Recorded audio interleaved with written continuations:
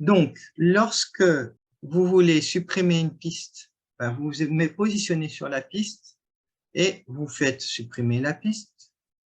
Après, il y a aussi une fonction qui permet de supprimer en un seul clic toutes les pistes qui sont vides, après que vous ayez parfois fait des copier-coller, bouger les choses, utiliser un peu en version bouillon. Vous voyez ici, là, je voudrais revenir un petit peu sur les transitions. Vous voyez que là, pour faire une transition son, en fait, j'ai débordé par rapport à la vidéo auquel il est lié. Ça, c'est la vidéo. Ça, c'est le son de la vidéo.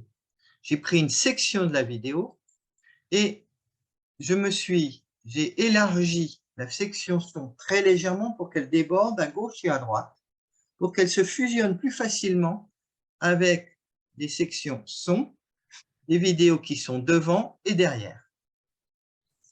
Ça, c'est assez classique, parce que comme ça, c'est un peu comme l'effet DJ en soirée, là, où il enchaîne deux morceaux. D'accord? Il passe de l'une à l'autre, mais en mélangeant un peu des deux à un moment. Ensuite, si par hasard, par exemple, et c'est le cas ici, vous avez coupé quelque chose et vous voulez récupérer ce que vous avez coupé, eh bien, tout simplement, vous tirez jusqu'à revenir là où vous étiez. Aucun problème. En fait, la timeline garde en mémoire absolument tous vos fichiers, même les parties que vous avez coupées, que vous n'utilisez pas dans votre premier jet. Maintenant, j'ai à peu près terminé sur la partie. Bon, bien sûr, à la fin, décroissance du son progressive, donc biseau dans l'autre sens. Est-ce qu'il y a des questions? Oui, moi j'en ai une. Oui. Si on veut rajouter une piste audio avec donc une voix, Oui. quel est le meilleur outil si on n'a pas de studio et pas de micro? Quel est le meilleur outil pour enregistrer une voix, pour faire des commentaires? Est-ce qu'on fait ça avec le PC? Est-ce qu'on fait ça avec un téléphone? Est-ce que Alors, ça sera moi, suffisant? je vais vous donner un truc. Bon, mon truc à moi, c'est que, effectivement, j'ai des voix qui sont enregistrées sur iPhone. Ils ont une très bonne section. La section audio et vidéo de l'iPhone est remarquable. D'accord.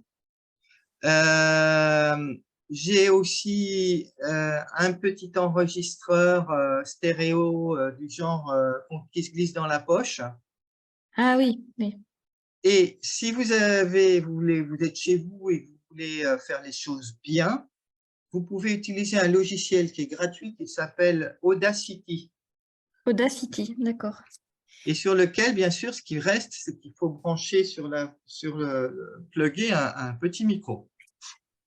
Mais vous pouvez utiliser parfois les micros qui sont livrés avec Avec les les casques? téléphones. Ouais. Pour la parole, ça va encore.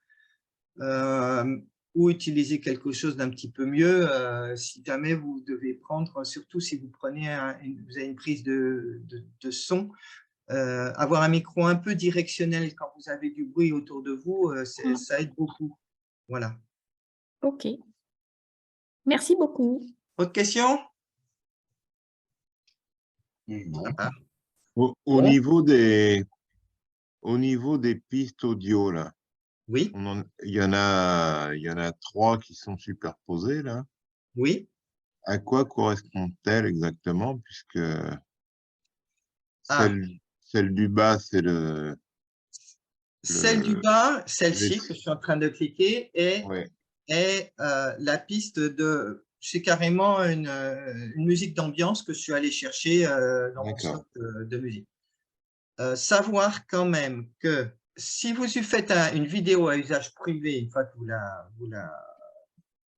à usage privé, c'est-à-dire sans chercher à gagner de l'argent avec, Ouais, eh bien, vous pouvez mettre un petit peu de ce que vous voulez. Mais si, par exemple, vous décidez de faire une chaîne YouTube et que vous avez comme objectif, une fois qu'elle sera bien lancée, de commercialiser un petit peu avec les publicités, etc., vis-à-vis de YouTube, qui vous verse de l'argent, eh bien, à ce moment-là, vous devez acheter les droits de la musique que vous mettez. ok. Alors, il y a des tas de sites où vous pouvez trouver pour 30, 40 euros un morceau de musique et auquel ils vous donnent les droits de publication. Bon, donc là, pour votre usage privé, n'importe quelle musique que vous choisissez fera l'affaire. Maintenant, les deux lignes qui sont au-dessus, en fait, sont liées, ont été faites au moment de l'enregistrement de la vidéo. Elles sont liées à la vidéo qui est juste au-dessus. Celle-là et celle-là sont liées. D'accord. Et D'accord? au niveau Celle-là puissance, et la marron sont liées. Attendez, je vais réduire pour que vous vous rendiez compte. Ça, c'est lié. d'accord. On peut régler comment le volume de chaque. Alors, ça serait complètement individuellement.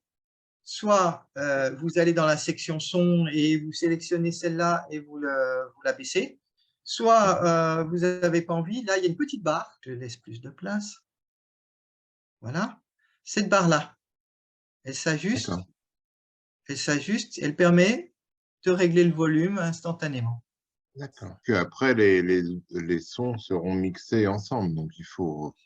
Exactement. Et donc, vous voyez quel est le volume que vous voulez mettre sur chaque piste, en gros, et chaque D'accord. élément à l'intérieur de la piste.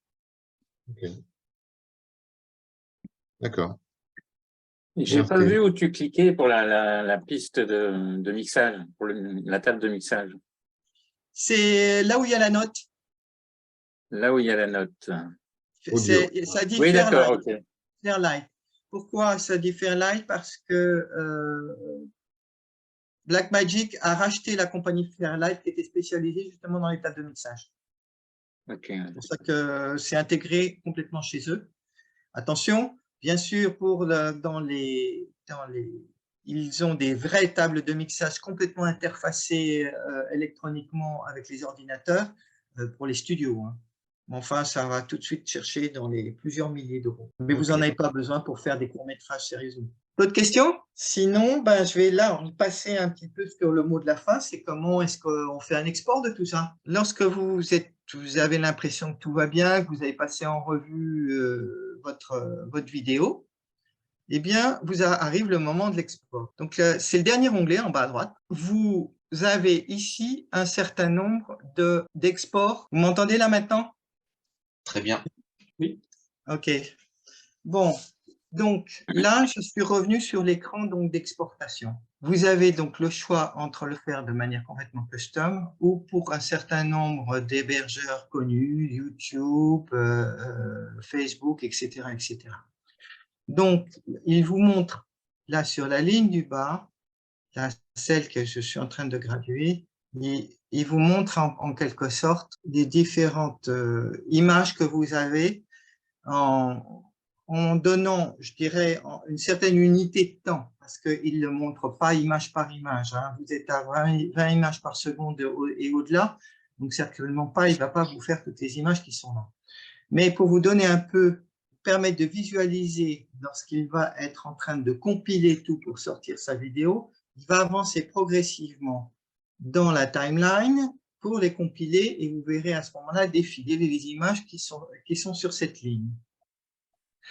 Maintenant, lorsque vous voulez exporter, prenons par exemple le cas de YouTube, vous sélectionnez YouTube et tous les paramètres sont déjà intégrés. La résolution, la fréquence de l'image, ça c'est celle que vous avez choisie au départ, qui est celle en fait de votre GoPro, attention, d'accord, 23 976, c'est ce que la GoPro a fait en quelque sorte.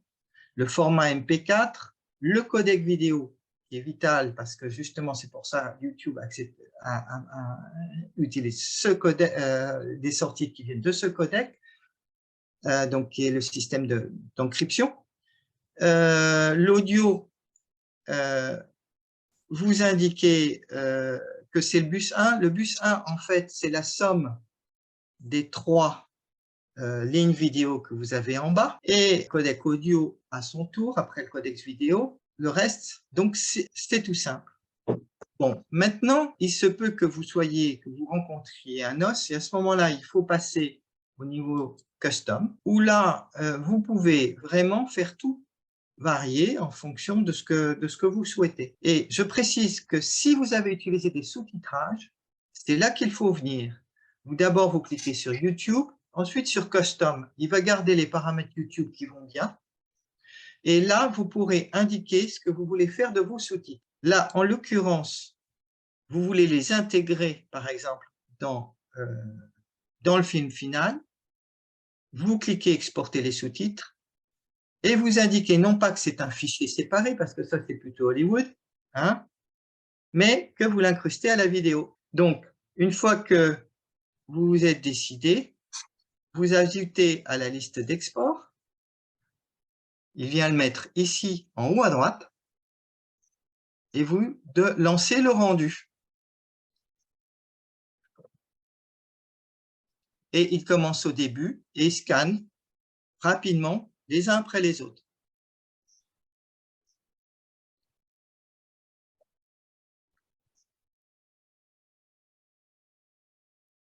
Normalement, ça ne devrait pas prendre trop de temps parce qu'il est très court. Alors, une chose aussi qu'il faut savoir, c'est que si votre PC est équipé d'une carte vidéo type NVIDIA ou AMD, il va aller d'autant plus vite parce qu'il utilisera aussi la puissance de la carte vidéo pour faire le rendu. Donc, il utilisera les deux processeurs, celui de votre PC et celui de la carte vidéo.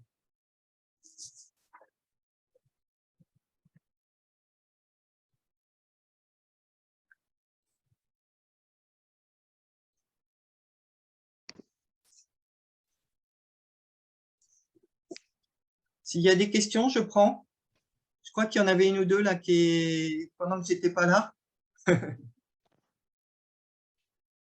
Là, tu as réglé sur combien d'images par seconde? Parce que j'ai 23,976. 23,976 images par seconde. Il ne met pas par défaut par 25 parce que je pensais que… Il met DaVinci est paramétré avec 25. Mais si ta GoPro prend 23,976, ce qui est mon cas, Ah oui, tu as tout intérêt, dès que tu importes ton film, à lui dire de prendre cette fréquence. D'accord, d'accord. La durée de la vidéo, on la voit avant de le lancer? Bien sûr. Ouais. J'avais expliqué ça lors du premier cours. C'est affiché dans la… je vais revenir dessus. Je ne vais pas quitter cet écran. 3 minutes, là, non? C'est pas ça? 3 minutes, non, c'est pas ça. Il est quand même rapide, hein, 80% là déjà. Si, c'est Ouais. ça, c'est les 3 minutes 31. Oui, ma vidéo là fait un peu plus de 3 minutes. Ok. Par contre, ce qu'il disait tout à l'heure par rapport à la carte vidéo NVIDIA, c'est juste impressionnant la performance de compression, de traitement. J'ai déjà fait l'expérience avec un iMac avec une grosse carte vidéo AMD, c'est le concurrent de NVIDIA. Et ben, en gros, je pouvais faire sur mon PC avec une carte vidéo NVIDIA beaucoup plus de choses en tâche de fond qu'avec le Mac qui était plus puissant en processeur, mais pas en processeur vidéo. Donc oui, là clairement, dès que vous faites de la vidéo, DaVinci, lorsqu'il s'installe, vérifie votre configuration et va immédiatement étalonner en quelque sorte sa puissance de calcul en tenant compte de votre carte vidéo, qu'il est capable d'utiliser pour toutes les tâches lourdes. Donc, il faut que j'attende, je pense, c'est terminé. Donc là, j'ai terminé ma vidéo et il me l'a stocké. Ah ben ça, c'est une petite erreur de ma part, mais je vais y aller. Il me l'a certainement stocké. C'est User Vince Vidéo. Il me l'a mise par défaut dans vidéo parce que je ne lui l'ai pas précisé autrement. Ça, c'est mon erreur. J'aurais dû vous attirer votre attention sur deux choses. Il faut toujours donner un nom et deuxièmement, s'assurer du répertoire qu'il prend par défaut. Vous voyez là maintenant? Oui. Bon, vous voyez typiquement l'erreur que j'ai faite, je n'ai pas mis de titre, et donc je me trouve avec un sans titre, et il me l'a mis par défaut dans le répertoire vidéo de mon PC. OK? Vous pouvez décider du répertoire où il le met, tout simplement en le précisant à l'intérieur de DaVinci. On va juste faire quelques mesures, je vais l'activer. Voilà. Ça y est, c'est bon. D'accord?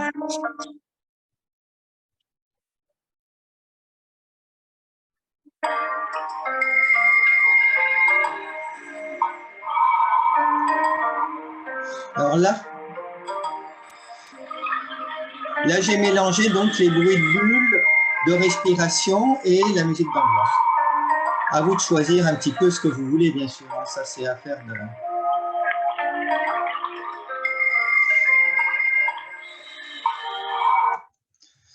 Voilà. Donc, bon, c'est un film sans prétention. Je l'ai tourné il y a 2 ans. Enfin, non, oui, presque 2 ans. Donc, bon, j'ai un petit peu progressé depuis, mais ça vous donne un peu ce que je crois que n'importe qui peut arriver à faire, tout simplement avec une petite caméra ou un appareil photo submersible dans des profondeurs comprises entre 20 et 40 mètres. Voilà, j'ai pratiquement fini. Si vous n'avez pas des questions. Il pèse combien, là, ton fichier que tu as généré? Ah, ça, c'est une bonne question. Je vais fermer, partager l'écran. On va revenir. On voit plus ton écran. 270 mégas. 270 mégas, ok. 277 exactement. Très bien, merci. Bon, bonsoir. J'ai une question. Ah, vas-y, priorité à toi. Ah, c'est gentil, merci. C'est juste une question à propos de framerate, nombre d'images par seconde. Oui. Là, j'ai une vidéo qui est enregistrée à 60 images par seconde. Est-ce qu'il y a un moyen d'avoir un effet de ralenti avec ça? Alors, oui, ça, c'était la petite dernière qu'on m'avait posé la question lors de la dernière session, c'est comment accélérer et comment ralentir. C'est très facile à mettre en œuvre. Par contre, attention, je n'ai pas encore trouvé comment est-ce que je peux faire réverser une fois que c'est accéléré ou ralenti. D'accord? Il faut revenir en fait au fichier source. Mais si vous, à l'intérieur de la timeline, donc je vais vous montrer. Vous mettez un endroit, par exemple ici.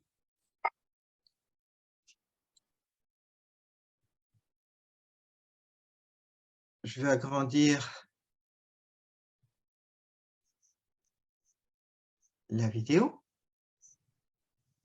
Je vais la sélectionner. Et là, je peux, en cliquant droit sur la souris, une fois que je les ai sélectionnés, je peux modifier la vitesse du plan. Lorsque vous êtes là, il vous donne vitesse à 100%. Il vous donne aussi le nombre d'images par seconde, en dessous 23 976, ainsi que la durée de l'enregistrement que vous avez sélectionné. Là, vous, très simplement, vous faites passer, par exemple, allez, prenons un chiffre rond, je vais le rentrer carrément à la main, 400%. Voilà ce que ça donne sur la vidéo. D'accord? Bon, je précise que ça s'applique aussi bien à la vidéo qu'à l'audio. Là, je ne l'ai pas appliqué à l'audio. D'accord? Et si jamais vous activez, vous voyez que vous avez des poissons de course là.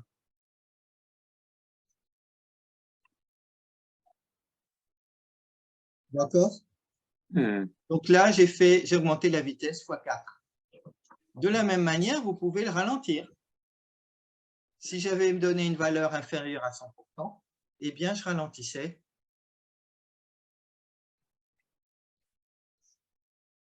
Vous voyez que là, je suis monté à 95 images par seconde, 95,904.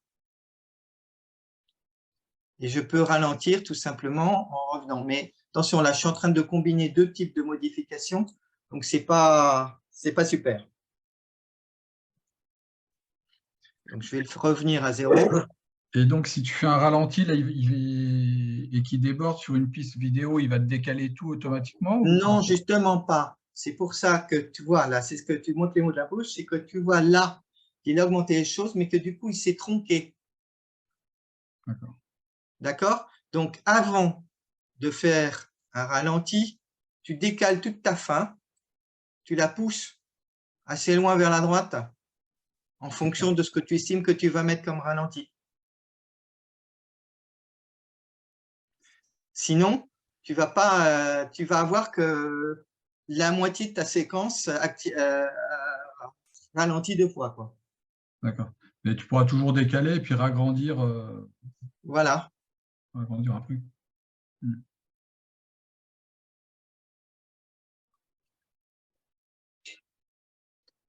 D'autres questions? Sinon, j'ai terminé. Oui, j'ai une petite question, mais c'est peut-être un peu complexe. Imaginons, j'ai une GoPro, donc je suis à 30 images secondes, et mon collègue, il a configuré sa GoPro à 25 images. Oui. Et on veut faire une vidéo commune. Donc, je prends sa source, je mets avec la mienne, et forcément, il y aura un problème. Non. Alors, vous allez vous mettre d'accord sur une fréquence, et normalement, le mieux, c'est en fait prendre la fréquence la plus basse, je dirais. D'accord? Ok. Prends la fréquence la plus basse des deux. Moi, je synchroniserai en prenant comme petit dénominateur commun 25. Et en Et fait, celle qui est à 30, eh bien, je la cadencerai à 25. Une fois qu'elle est importée dans DaVinci, bien sûr. d'accord. Ok. En fait, je crois qu'au départ, tu définis ta vitesse, ton nombre d'images dans le projet. Exact. Et quand tu importes des rushs, enfin, ou des vidéos qui ne sont pas dans la vitesse du projet, il te demande si tu veux les convertir, je crois. Exactement, c'est ça. D'accord. Il n'y a pas de décalage de son ou autre au final? Là, je t'avoue que je n'ai pas eu énormément d'expérience dans ce genre de synchro. Je ne peux pas te répondre en toute honnêteté. Je ne pense pas, mais Je pense qu'il j'ai fait au jamais mieux. essayé. Ouais, j'imagine aussi. Hein. Ouais.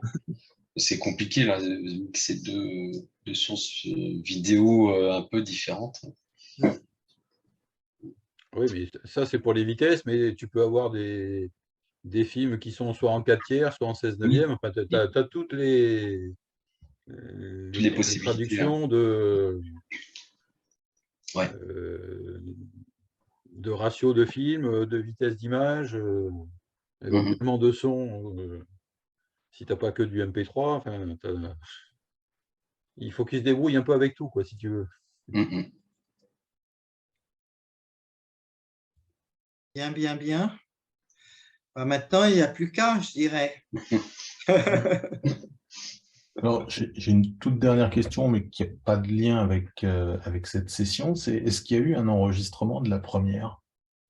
Oui, il y a eu un enregistrement de la première, je l'ai, et il sera mis à disposition au début de l'année, c'est-à-dire Super. la première ou deuxième semaine de 2023, ce sera mis en ligne. Génial. OK. D'accord? Donc, vous aurez les deux. Vous aurez les deux pour vous rappeler les choses.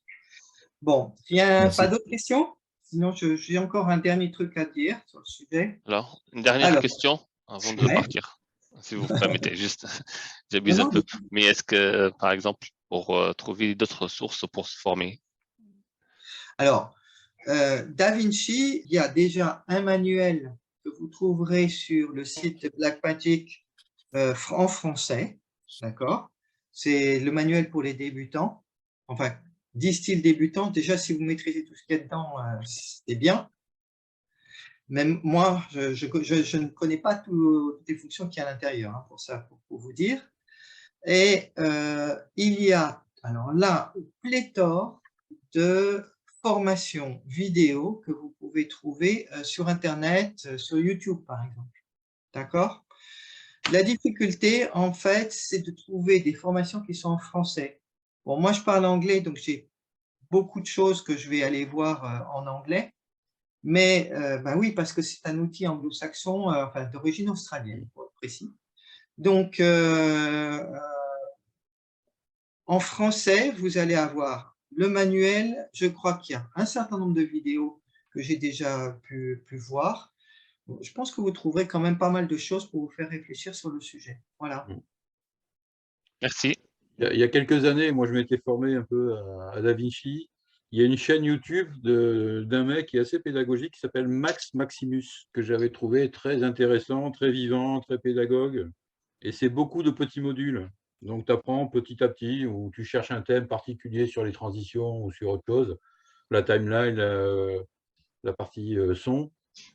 Tout est très Ok, bah, ça fait plaisir qu'il y a en petits des... modules. En fait, il faut tout simplement écrire une phrase du style « Comment faire les transitions dans DaVinci ?» Et là, vous allez arriver à avoir une liste de films YouTube. Mieux encore, si vous le faites en anglais, alors là, vous êtes complètement noyé parce qu'il y en a 15 à la douzaine. Mais en français, déjà, ça commence. Il faut mettre bien le mot DaVinci Resolve quelque part dans votre question. Et après… le numéro de version, ça ne change pas grand-chose. Alors, si… 12, 14, 16… Alors 18 si. Non. Honnêtement, je vous conseille, parce que je l'ai installé sur toutes mes machines pour commencer, la V17 5.4, qui est la dernière du nombre. Vous pouvez la trouver. Il suffit de faire… enfin, si vous recherchez un petit peu un site qui a gardé cette version sous la main, vous ne la trouverez pas facilement d'accès sur Blackmagic, parce que eux, ils mettent en avant, bien sûr, la toute dernière version. Mais la 17.4.5 est très stable et s'installe même sur des petites configs. Par contre, la dernière version de DaVinci, c'est la 18.11. Et celle-là, ne l'installez surtout pas si vous n'avez pas un PC récent et puissant. J'ai 4 PC sur lesquels j'ai cherché à l'installer, j'ai réussi seulement sur 2 sur 4. Voilà. Dernier conseil sur les installations. La 17.4.5, hein, c'est ça? Ouais. Ok, la merci. 17.5.4. Je ne suis pas totalement sûr là du truc, mais vous allez vous trouver. Oui, je vais trouver, merci. Là est très stable et je pense que c'est une bonne base pour commencer, pour faire tout ce que là, je viens de vous la montrer sur une 17.5.4, pour vous dire. Ils ont fait beaucoup de progrès. Alors la 18, là, ça devient un peu du délire. Ils ont véritablement ils ont changé carrément la structure de la base de données. Et c'est pour ça que ça pose un peu de problème. Et attention, il n'y a pas de compatibilité descendante. Quand vous passez de la 18, vous pouvez plus lire en V17 ce qui est fait en V18. Au niveau des projets, oui. Alors, en fait, quand on remonte trop loin dans les versions, en fait, l'éditeur a fait des acquisitions comme Fairlight, comme Fusion. Avant, Fusion, c'était un module à part. Donc, quand tu faisais des montages vidéo, Fusion, c'est pour faire des incrustations 3D, par exemple, des choses comme ça. Avant, c'était un module à part. Et il y a une des versions, je ne sais plus laquelle, où c'est arrivé complètement intégré dans l'application. Voilà. Fairlight, c'est la partie son. Au départ, c'était beaucoup plus sommaire, la gestion du son.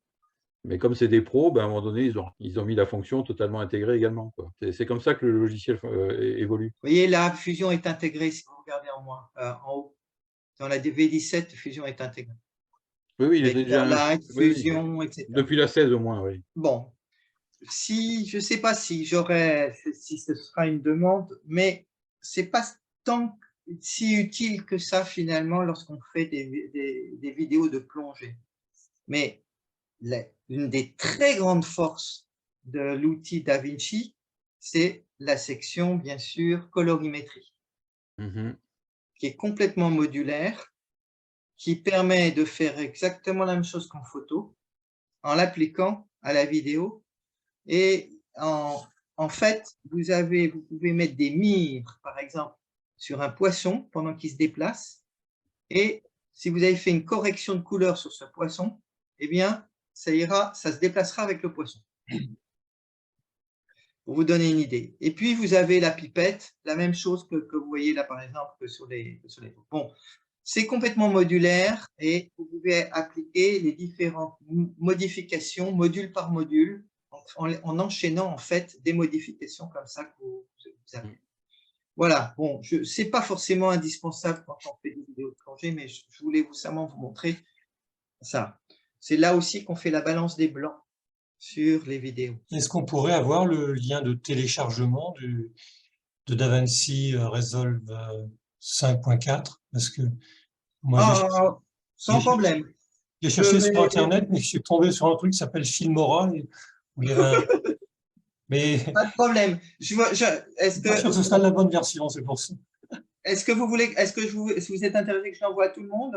Ou il y a pas mal de monde qui est intéressé que j'envoie le lien là-dessus?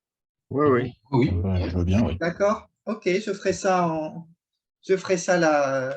Si c'est pas aujourd'hui, c'est demain. D'accord? D'accord. Ok, super. Merci.